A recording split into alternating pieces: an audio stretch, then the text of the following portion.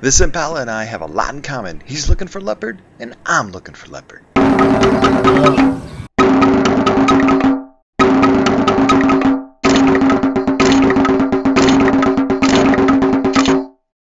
With a week to go, it was time to check out my gear. So I'm still going to use this HV20 Canon.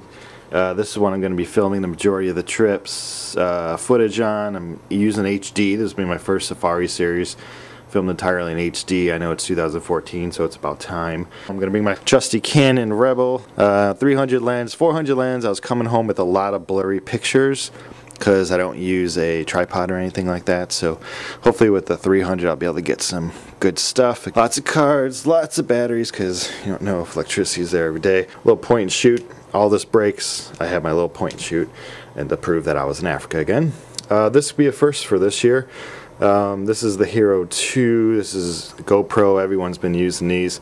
It would be awesome to strap this onto a zebra's head, cruising along and looking at the lion chasing it, but I doubt I'll get a chance at that. We're going to leave this certain spots in Africa around the camps I'm staying at, see what we can get. Obviously, we're going to bring this hard shell because lion, hyena, a lot of animals will be able to eat this thing no problem. So bring this shell to keep the camera safe and the animals safe. Of course, this will take up a lot of my luggage. Probably won't have too much space to pack clothes, but who cares?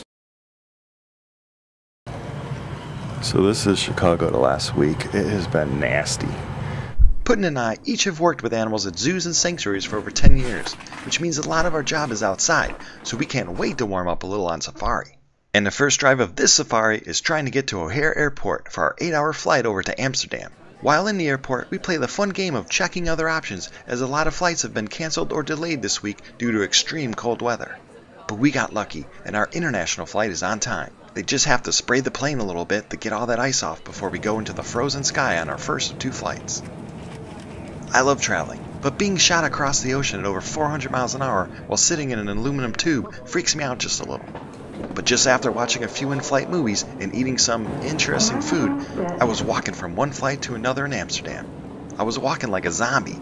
Just one more 8-hour flight to go and I will be on safari. Oh boy. You might wonder how I planned this trip.